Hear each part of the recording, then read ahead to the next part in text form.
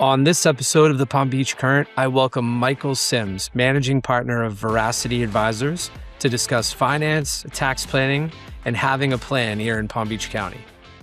So pleased to be joined today by Michael Sims, managing partner at Veracity Advisors. Michael, welcome to the show.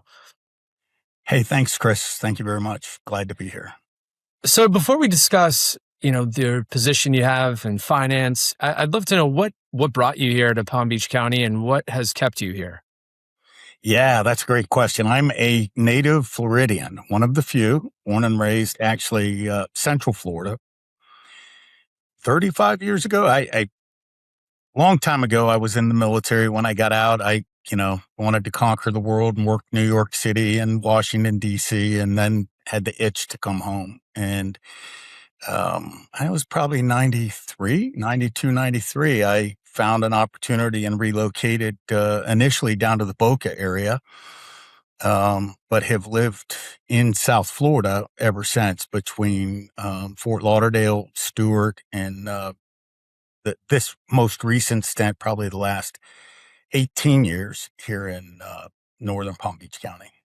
Okay, perfect. Yeah, it seems like so many have embarked on that military side. I know I did a long time ago, and yeah, it's funny as you evolve as a person and you have all these ideas, and then the older you get, the more wisdom you gain, and things and priorities shift. So I tell people I'm very fortunate. I was never shot at, but I did get to go to Korea and worked up on the DMZ for a year, and then went to the East German border and worked there.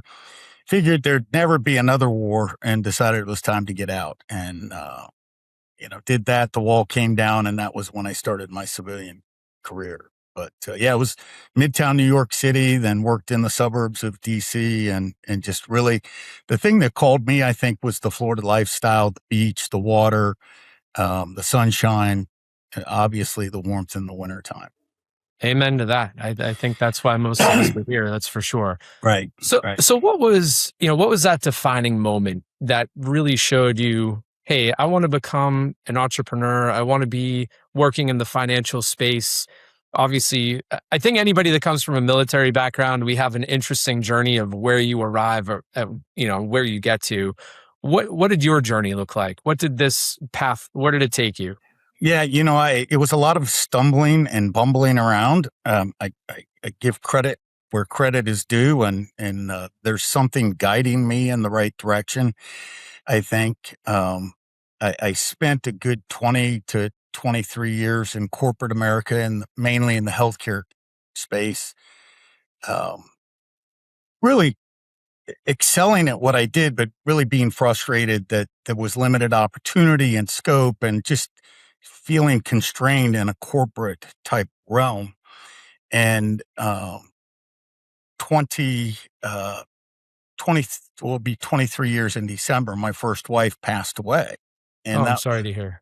Yes. That was a seminal changing moment. We had small children, and, I could no longer be in hospitals at 6 a.m. And, I just had to step back. And when I stepped back, I took some time off, and as anyone who's gone through that knows, you have about 6 months of trying to figure out the new normal.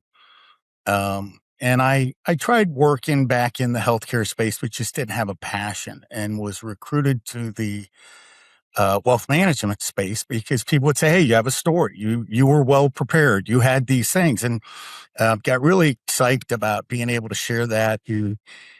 Unfortunately, quickly realized when I went to work for a large institution in that space, they didn't really care about my story or how I could meet and influence people. They just wanted me to sell what was on their menu.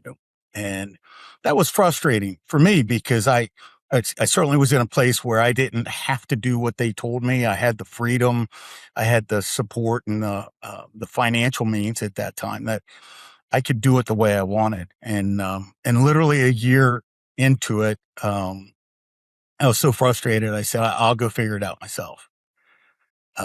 And create. And my partner and I, Adam Jorgensen, he and I had the same frustrations, and left and said, we don't know how we're going to do this, but we're going to do it with a client-centric focus, right? In the healthcare industry, I worked with companies like Siemens.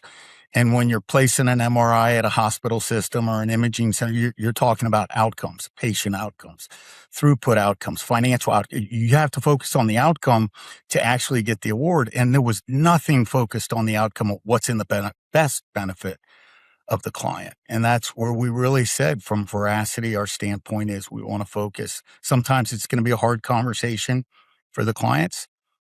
A lot of times not. A lot of times it's just educating them. But that's evolved and really uh, kind of created that fire and that drive inside of us to do more and more and go beyond just being a regular wealth management firm, spinning off. That's Veracity Financial Services is our wealth management firm, but Veracity Advisors is a spin-off entity where we focus on um, providing family office services in a virtual and fractional format. Not everybody has $10 million like Oprah to pay people to run her family office. But we have the resources, the means to inform, educate, and then implement those programs for clients. Yeah, I think that's a perfect segue, and thank you for sharing. But for Veracity Advisors, I mean, I think whether you live here in the Palm Beach area, New York, Boston, San Francisco, any metropolitan area you want to pick, there are so many different types of firms. And, Right. and if you talk to any of those people, and I don't want to generalize, but, typically one question that will come out with a lot of them is, what is your net worth? Or how much would you like to invest? Right. And I think that intimidates a lot of people because most people, like you said, are not Oprah. They don't have $10 million Right. to say, Michael, here's all my money, do something with it. You've got common working people that maybe they have $5,000 in their bank account and a modest 401k, right? And they're scared. They're, especially in this economy, people aren't really sure. So let's talk a little bit about Veracity. If I'm a client and I come to you, what does the onboarding look like? What does it look like? Who is your ideal client that comes to you? Yeah. So the hallmark of the virtual family office, as we call it, is we have 5 silos. We have wealth management silo, which we can manage or coordinate with. We have risk management, which is everything from life insurance to personal lines, property casualty, commercial lines. We have legal resources that we partner with, business advisory, business coaching resources, and tax advisory. And what really is the most valuable approach that we've learned in undertaking, especially for entrepreneurs, right? Every study that's out there says to entrepreneurs, their most trusted advisor is their CPA. And the CPA industry is in a very interesting um, point in their evolution, right? Because with AI and with a lot of the technology, the compliance element of the CPA realm is being pushed out, right? People can do it themselves. They can do it for the cheap. The whole idea of the CPA, I like to call it driving the car, looking in the rearview mirror. They're historians. And their industry is pushing them to be more proactive and more strategic. And how do you work with your business owner client to create a tax plan to minimize their taxes effectively rather than just wait until the year's over and see what they have? So we find ourselves partnering with those CPAs and advisory firms, quite frankly, family offices, large advisory firms, to say your clients have an income tax burden. How can we help alleviate that? Now, we understand kind of the hallmark of what we do is we play very well in the sandbox. We understand if we're working with an advisory firm, they want to manage their assets. We're not going to try to pull that over to Veracity Advisors. We're going to do the mission for the client. But if we're working with the CPA, and we're engendering trust not only for the CPA but for ourselves in saving someone $500,000 in taxes, at some point that client's going to say, "Hey, you guys do wealth management too. How does that work?" Right. And we've seen it where we've created trust that we are here to do a good job, not trying to sell you the features and benefit of a portfolio management style or an annuity product or whatever else is out there, right? Because that's trying to convince somebody to buy something that you own. When we go in and help them save income tax money, we create a level of trust and conversation that, I mean, we had a client tell us one time, I've got $5 million sitting in a cash account for my business and I'm making 0.75% interest. Do you guys have any ideas? Oh, funny you should ask. Yeah. Let's get our wealth management firm in and we can show you, how we can get you 4 or 5%. Dependent upon your risk, your appetite for risk, we can do anything. So that's oftentimes how we work. We try to stay out of the red ocean, so to speak, of being that advisor who's out there. I remember one guy coaching advisors saying, go to the bistro bar and grill in the evenings for happy hour because there's a lot of people in there having cocktails, frustrated with their fun. I don't want to target people that way. I want to focus on outcomes. I want to solve problems, and I want to be meaningful to people, and make a meaningful difference. And I think that's really where the trust needs to be, not only between us and CPAs, because there's notoriously adverse relationship between CPAs and advisors, but then also with the client. I think we build extraordinary relationships and have a tremendous hold record, right? Our losing clients on an annual, it just doesn't happen, right? Because Right. we're so deeply engaged with them on their future, their legacy, their business, and that's what's fun because we're really creating meaningful solutions.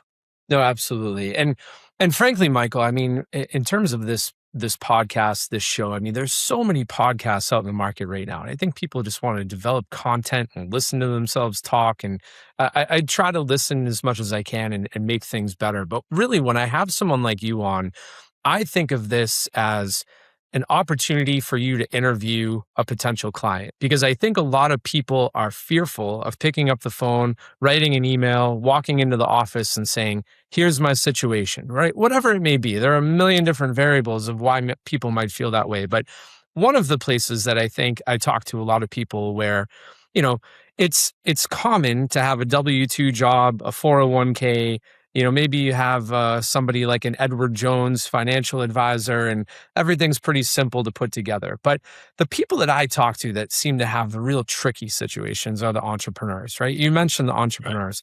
They're making really good money. They're hard workers. They've got their hands in a lot of different things. And what financial issues do you see those people overlook the majority of the time? They come to you and they've never really worked with anybody. Where do you start with them? Well, initially we review the fact that there's 80,000 pages in the U.S. tax code. And what we want to do is have them bring their CPA to the table. We actually had one client a few years ago come to our office and say, hey, we want help. And we said, first thing, you got to bring your CPA to the party because we found as advisors, we can do a lot of strategizing and put a lot of effort into building a plan. But if the CPA is not on board, if the CPA doesn't have the acuity of what we're doing, their first response is to be defensive and to say no, whether they feel like they're embarrassed, they didn't know it. But, I'll say to people, hey, what 500 to 1,000 pages of the tax code is your CPA expert at? Think about that. There's 79,000 other pages that they might be familiar with, and I don't claim to understand them all. I just work in a network of people who have specialists that are zeroed in on section 704B or 7701 and we're able to go out and then craft based off what the client wants, what their objective is, um, to craft strategies to achieve that. Where in the past, what's happened, people banter around products like cash balance plans. Cash balance plans are a great retirement savings program for business owners, where they can, save wealth in a tax deferred model and have tremendous benefit. But if they need cash flow for their business, it's not so good. You're taking money off the table that you cannot touch. So that's where digging in deeper, instead of just coming in and saying, hey, you want to save on taxes? Let's do this. We have to learn what is the situation of the client.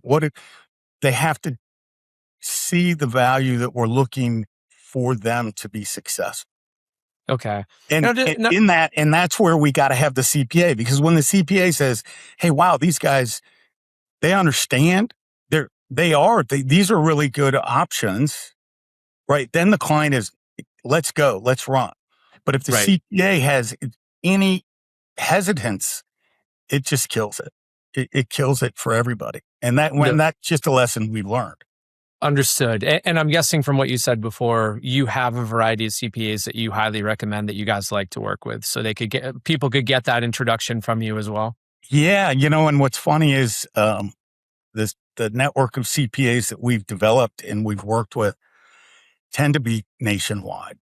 Okay. Uh, we have a we have a couple local that we would refer to depending upon the client um, scenario that we like. We have one down in Boynton Beach, and we have one here in Palm Beach Gardens. Um, but it's been surprising to me that knocking on doors trying to get local CPAs. I do think different parts of the country have different clientele, and they see things somewhat differently. We've been very successful with obviously California, Texas, Utah is a big place with a lot of proactive CPAs, and obviously the upper Midwest, a little bit in the Northeast. But yeah, that's simply COVID did that for us. Uh, Right. if not, when we were trying to deploy the model early on, there was a lot of knocking on doors. And when people finally adapted and accepted to this sort of format of engagement, um, and CPAs were more comfortable and clients were more comfortable, we really don't have a physical boundary of where we work. No, that's great. I mean, the world is so much smaller than it used to be, and it Yeah. enables everybody to get all kinds of talent from everywhere. So Right. that's good to hear. Does Veracity work on doing valuations of businesses as well? In doing my research, I saw some things on that Yeah, we do. you We yes. do. One of our early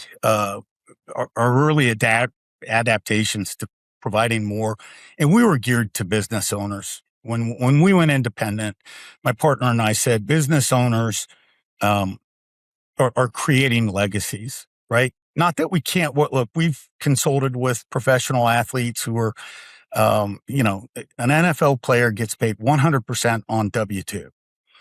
And we have programs and strategies that can assist them in mitigating some of their taxes. It's amazing to me. Recently, just last fall, we were consulting with a young man who signed a $12 million guaranteed contract, got $6 million last year, and we were trying to show the advisory team how he could save um, $500,000 in taxes. He was going to owe 2 million. We were going to get it to about 1.5. And we asked, what's your team CPA's advice to the client for a tax plan? And it was, tell him to save his receipts on $6 million worth of W-2 income. It'd be Uh, It, interesting receipts. it was, I'd like it, to see the receipts. it was mind boggling. It was mind boggling. Yeah. So,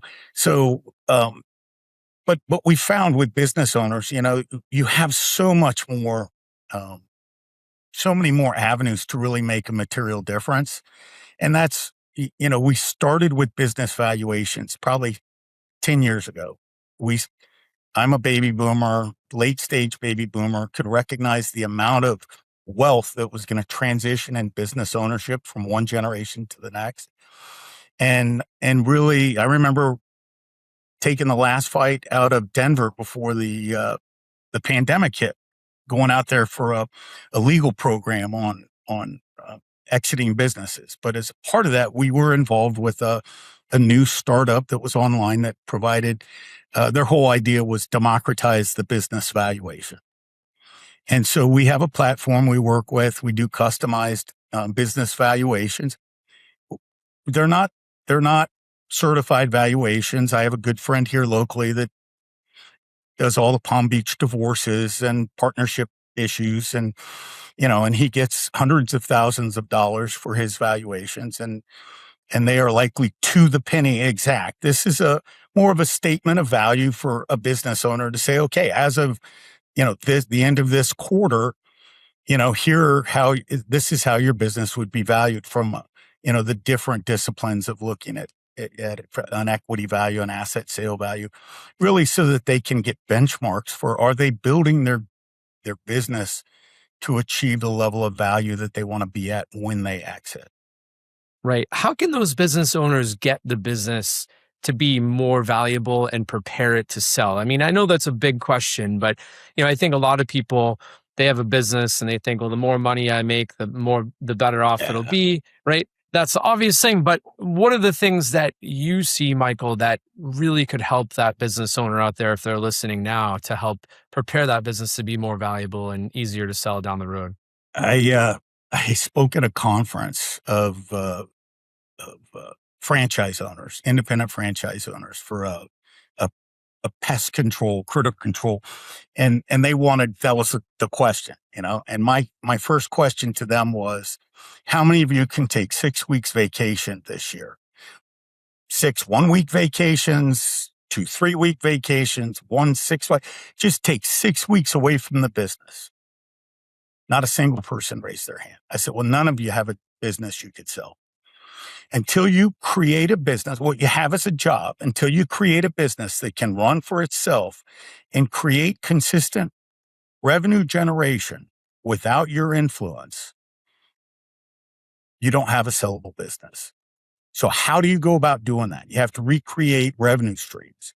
You have to get off of transactional revenue. You see all the subscription-based businesses, and right, you got to start building recurring revenue, right? Because that recurring revenue is going to be more valued when you get to exit.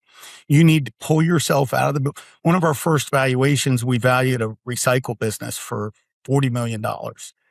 And the owner said, yeah, when I get it to 100 million, I want to sell it. And we said, oh, no, numerically, it's worth 40 million. It's not worth anything at sale. And he said, why? It was down in Miami in Hialeah. He said, you negotiate every contract. You oversee everything operationally and administratively. You go out on the warehouse floor and you run everything. Everything is you. You have a $40 million job. If you thought about it as a buyer, if you looked at your business from the perspective of a buyer, the buyer's going to drop $40 million to come in and do what you do. Buyer wants the revenue stream from it. The buyer doesn't want the job of it. Right.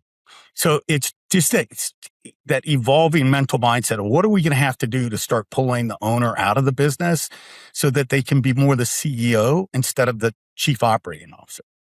No, that's And fantastic insight, because I think you're right. I know you're right. Too many people that are really hardworking entrepreneurial people. Everybody has a story.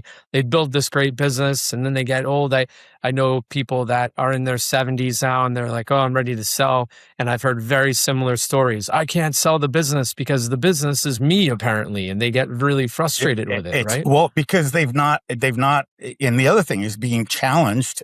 I'm going through it right now. I'm trying to restructure our business. I'm thinking before I drop, I want to have a few years of pure enjoyment, but you have to start giving up control of certain decisions early on. It's not like you can do it the week before you sell, Right. right? You've got to build that consistency and that level of trust and that operational tempo, so that you can step away. And if you don't, and then structuring the sale is big. There's a case locally was talked about. This, guy had a super high end, luxury landscape firm, did everything, I guess, out on Palm Beach Island, finally got to the point where he wanted to retire, and he sold it to his daughter and son-in-law. And it was obviously, a buyout over a long period of time. He wasn't cashing it out on a single check. And the son-in-law got so excited he was now a CEO. He had to fly private, blew everything. And within 2 years, the company went bankrupt. Well, dad, who created the company, had to go back to work and recreate himself because the revenue stream that he expected from the purchase went away. So structuring the exit, then, it should have made the daughter and son-in-law take a loan out so that dad got his money and could completely separate from its performance. But those are things, as you're evolving it, say, how is it you want to exit? Do you want Right. residual stream? Do you want to just be gone with it? Who do you want to sell to? The employees, your family members, a third party? You know, there's a variety of different avenues. So there's a lot of just that. And that's where the trust, when you start building the trust, you can have those conversations that really dig deep. And, I always say, and I learned this, unfortunately, when my first wife passed away, I had plenty of time. I was take the kids to school, pick them up. That was what I did to get everybody through it. And then I started playing golf and learned at 42, there's only so much golf you can play. At some Yeah. point, you got to engage your head. You got to be relevant. You got to feel like you're a part of a community. That's how you live a life worth living. It's so true. And I think a lot of people that are heading towards retirement now, they've been sold a bill of goods of, hey, save all your money and you're going to go out to this magical place and you're going to not have to get up and go to work every day. And so many that I talk to now that have retired within 6 months to a year, they're looking for something to Right. occupy their mind, right? Because you can't play all that golf, you can't fish, you can't Yeah. do all these things that you thought you'd want to do all the time. So I think it's really important advice, and I think the more people that listen to, hey, find those things that engage your mind. It doesn't have to be all the things that you've always done for fun, but it could be Right. something that you've been really good at your whole life, or you've wanted to be really good at, and you could practice more and put it towards that. I'm starting to realize, Michael, we probably could have done 6 shows with you on all your different topics and the pillars in your business. So we may have to have you back Yeah. down the No road. worries. No Uh, worries. a few more questions I have. I think we're at an interesting time of year. We're in the dog days of summer. Nobody's really thinking of tax day next April at this point, but I think successful business people and successful people do think of it at this time of year. What would be the advice you have right now to prepare for tax planning at this point in the year as we, proceed towards Q4 in the latter part of the year? Yeah. Anybody who's going to expect um, income, and that's what they pay themselves plus whatever the business has earned, of $500,000 or greater, they need to be engaging with their CPA and talking about what structures do we need to put into place before the end of the year so that I am not having to come out of pocket $150,000 to pay taxes. There are programs and uh,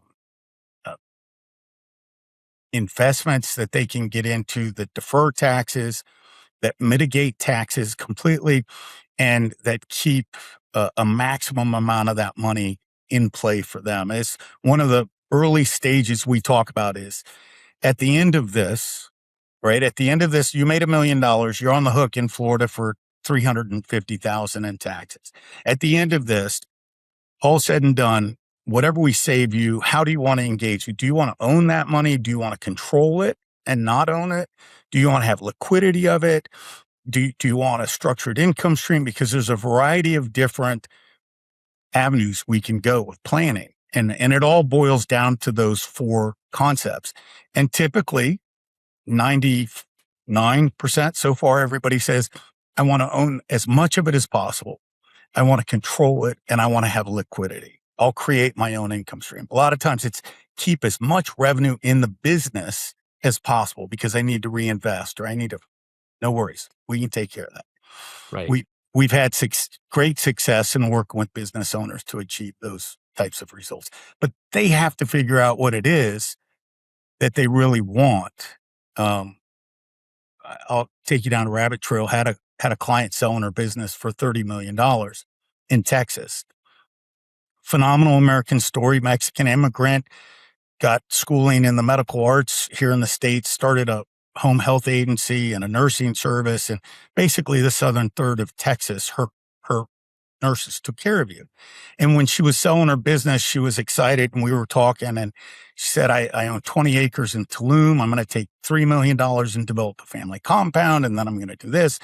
And I said, Belinda, what is your approach towards taxes in the sale? Because just the capital gains tax alone is going to run you $7 or $8 million. And she said, "Oh, these people told me about this program over here, and I don't have to pay any tax." And I said, "You're right. There's no tax consequence on that program. You're going to transfer ownership of your business into a third party trust, and they're going to sell it, and you're going to defer recognizing the income for 30 years. So no tax, but you don't own the money. The trust does. And the third party trustee is in charge of investing the money. And you can't take any money out of the trust, but you'll get an income stream. You get about Right. $1 million a year in an income stream." And she just looked at me horrified and said, "That's not what I want to do." So, okay, that's what happens when when all you walk in with is a hammer and everything's a nail, right? You're trying to, and we try to take the other approach and say, what is it you want to achieve? And we were able to disrupt that and get her, her outcome. We made no money on it, which is, I don't want to say it's fine by us, but again, our goal was optimal outcome. She was able to do a non-taxable stock swap with the purchasing private equity firm. They were going to give her liquidity down the road. There was, we created with our legal resources a completely different outcome for her. Right. Well, and that's the thing, right? I mean, there are so many different ways you can go, and people like you and what the firm that you are a part of does, you just can't go. You mentioned AI before. You can't just go on to AI and say, "How do No, I do this?" Right? I no. mean, this is years and years, decades of experience that you and other people in this industry understand. So, I can't be more forthcoming to say, please work with Right. professionals when you're Well, doing this. and that's why, I mean, yeah. And when you say, what should they do? Call us. If Yes. you're going to find yourself, if you think you're going to be at a 500,000 or greater and you're a business owner, give us a call, reach out to us, send us an email. We have no problem doing scenarios and reviewing. Um, the way we model ourselves right now is, we'll do a once over to give you an idea of what a defined program could uh, reveal. If the client wants to move forward, we have an engagement, and we try to keep that fee modest because a lot of how we get compensated is the different specialty programs that are bought in. And if the client, I always used to say when life insurance was so big, and clients would say, "But you're getting a commission from the life insurance company." I go, "Great, I will deny it. If you want to pay me extra for that amount of service, but just know the life insurance company is not going to reduce your fee. They've got Right. it built in." And oh, well, let them pay you. Okay. Well, why wouldn't we do a program and let that program pay us? Yeah. We're okay with full disclosure up front, how it works. People know exactly what's out there and they can pick and choose. So, Excellent. Let's transition a bit to the local area. So, I know you guys do a number of different things here, but I am interested in, obviously we've had a huge influx of people come into the area over the last, certainly since COVID, but it's been a right. gradual, descent upon Florida for quite some time. But really since 2020, the number has been exponentially higher every year, and people have discovered this area. How has that changed your business? Honestly, as I said, till we figure out that magical pixie dust for our local CPA market to be more open to partnering and collaborating and being proactive, um, I think the opportunity is huge for us. I think certainly we're currently in discussions with a couple private equity firms that are moving to the Palm Beach area because some of the tax programs we have really make their investment programs much more valuable to the investor. So I think that dynamic is going to bring a new, refreshed look. We have clients who are going to be moving to Florida that we're working with their CPA who's in Chicago. So really for us, what I think we'll see besides the increase in traffic, um, is we're going to see some pretty exciting growth, and a lot of dynamic investment in the area from these firms because I was telling somebody all the Wall Street firms, kind of you think of the stodgy, older Wall Street crowd moving to Miami, the private equity and venture capital crowd's moving to Palm Beach. And these are people who are forward looking. They're not overly tied to technical analysis. They're looking at opportunity and options and being creative. So I think that's going to really lift a lot of the vibe of West Palm Beach. Right. And you guys are involved. I mean, there's so many different things I'd like to talk to you about, but the Palm Beach Gardens 5-star magnet program, the Honda Classic, or I guess now it's changed, but Cognizant. yeah, exactly, to the Military Appreciation Initiative. Talk to me a little bit, Michael, about the work that you guys do within the community with those programs. Yeah, when the Honda left, it was about 12 years we had been involved in the military appreciation program, and it seemed like it was the right time to step away. Um, we had a wonderful run, really building a unique program that was very different than anything in professional sports, to the point where I actually did it. I kind of grew up in Tampa. Found one of my best friends from my days in Korea, a gentleman who was a retired Colonel, Brian Butler, who grew up in Riviera Beach. He now lives in Tampa, and we collaborated with Ken Kennerly and Ed McEnroe early on with, hey, this is our vision, and they just let us go. And we were getting 25,000 veterans coming out, and really built a safe place for them to really be honored, but to share stories. I remember you know, pairing up a young man coming home from Afghanistan with a World War II vet and saying, hey, we called it different things in different eras, but you need to pick his brain because he's been through what you're dealing with. And just that sort of unity and the love. I always used to tell people we'd see Vietnam vets every day in tears, just saying no one has ever loved on me like this before. So it was very meaningful. It was great to do it with the partners like Pratt and Whitney that the Honda Classic was able to bring in.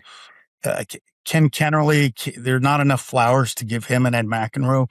They let us exact our vision. They bought into it, and they allowed us to exact a vision that really created something special. So, as for the 5-star magnet,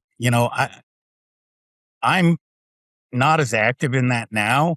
Actually, one of our employees, a young man, Amari Carter, um, h- who's a graduate of Palm Beach Gardens High School, is now the treasurer for the executive advisory board. The whole focal point on that was having had children. It was when they were getting ready to go in. And I went by the school and I said, look, it's a concrete box with barbed wire fence around it. What happens here? When I grew up, the high school was the center point of the community. And the leadership at that time was like, we don't want the kids off campus. It's a liability risk. And the more I got involved and the more I learned about the 5-star magnet programs that the late Artie Falk created, business management, culinary, TV video, health, the health magnet there, the top kids go to Harvard and Yale every year out of a public Title I school. Like, how does that happen? Well, because the programs are extraordinary and they have intense buy-in by the kids. The challenge that I saw was that they needed community involvement. How do you get the kids out to get the kids experiential learning? They have a sports management program that we got heavily involved in, the Honda Classic, and through that, partnerships with the Miami Dolphins and the Florida Marlins. And IMG, who Ken Kennelly sold his business to, and they were still running the Honda. They're the sponsor of the sports management program. Well, IMG is the first sports management company on the planet. And the people from IMG were going in there saying to the kids, you have access to more than I had in grad school. And like, don't lose or miss the opportunity. So it was just so fulfilling to see some of these kids. And I still see them in the community as young men and women who are like, hey, Mr. Sims, or, just stuff that we're able to pour into them. And, my analogy at the time, I coached Pop Warner football as well. And I would say to my coaches, our job is if we can make a kid change their angle of launch by 1 degree today, What does that look like 20 years from now? That kid is in a dynamically different place. So we're not looking at turning kids 180 degrees around. We just want 1 degree, because in 20 years, that's going to be a tremendous difference. Michael, you are proof of why I do this show, because I think there's something to be said for I could call Veracity Advisors and I could get financial advice, but I like to know what the story is behind the people, right? And it is, I mean, to hear the story about veterans, to hear what you've done for kids, to hear what you've done for businesses, this is exactly what it's all about. So kudos to you. I mean, I Appreciate it. like Thank you. the feel good stories. You turn on any TV and you can listen to people hem and haw about the negativity and how horrible the world is. That is the point of this show. So thank you for sharing Well, all of this. you met Stacy. Stacy keeps us on track on looking at the bright sides of things around us. When we want to fall into that, Stacy's like, "Hey, no, no, no, no, no. Look at what we have," Yeah, and it's important for us because there's a lot of a lot of noise hitting, especially kids these days. A lot yeah, of no doubt. noise, and Yeah, and you we just just released an episode today for back to school with Renee Lehman, and kids are just. It's so tough to be a kid nowadays. I oh, mean, I know it's easy sometimes as parents and grandparents to say, "Oh, you have it so much easier than I did." In some ways, yes, technology and but there's in more a lot of ways, convenience. There's more convenience for a yeah, kid today, but the challenges are. I have a 16-year-old son. I've got a 29-year-old daughter, 25-year-old daughter, and a 16-year-old son. And I try to be as involved and engaged. He's a pole vaulter down at Cardinal Newman. And, all the kids on the track team know Mr. Sims, a lot of the football players I coached. And, I try to be relevant and around.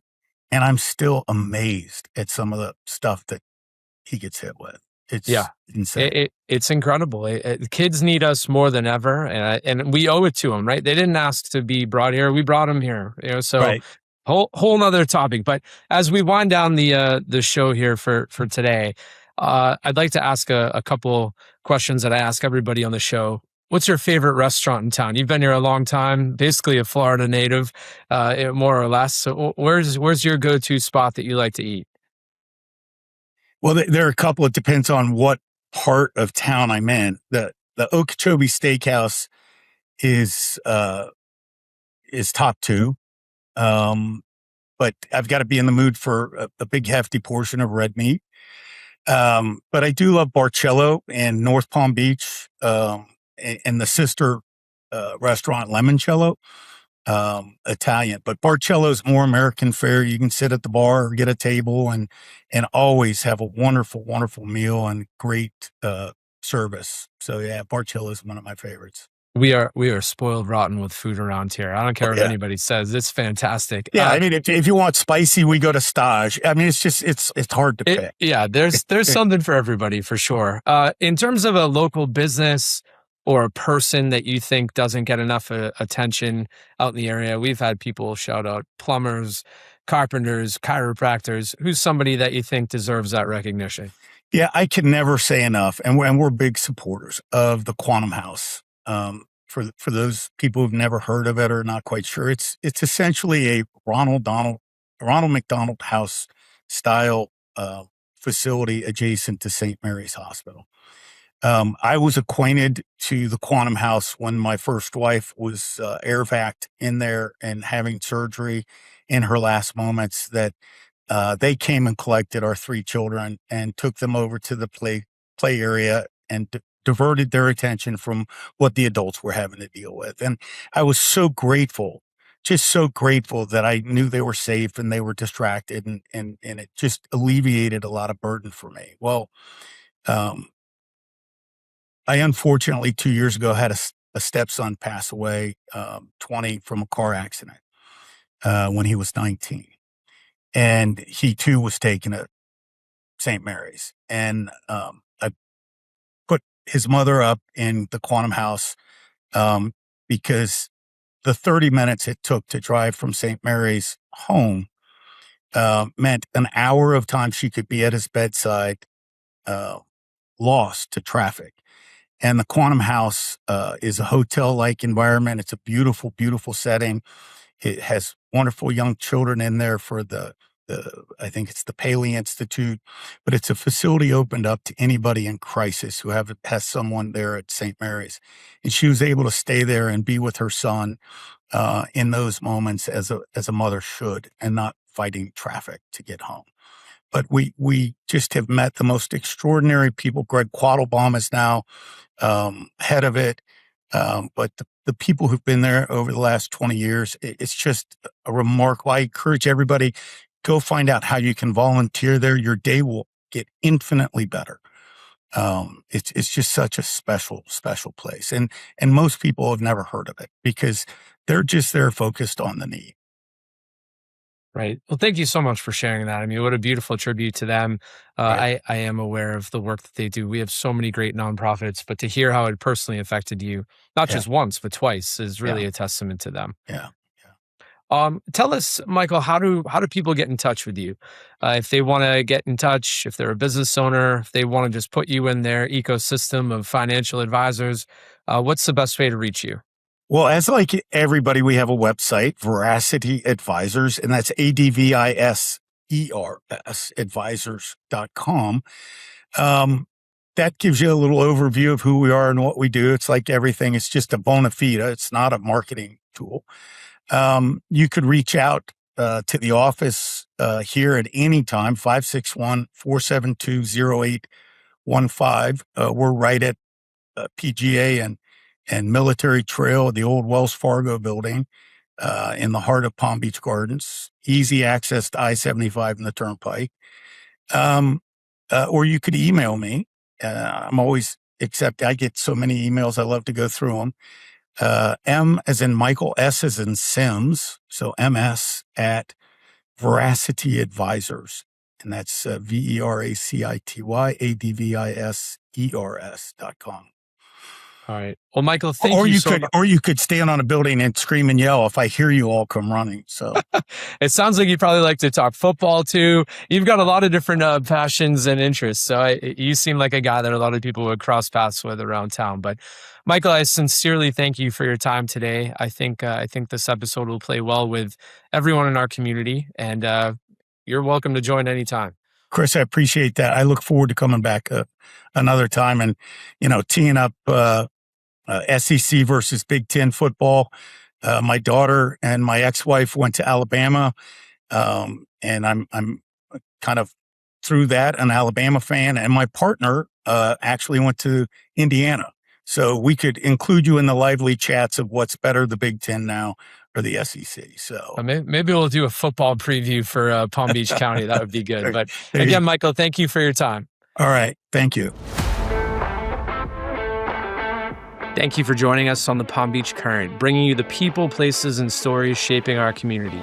If you enjoyed the show, follow, subscribe, and share it with someone who loves Palm Beach County. Until next time, stay connected, stay curious, and stay current.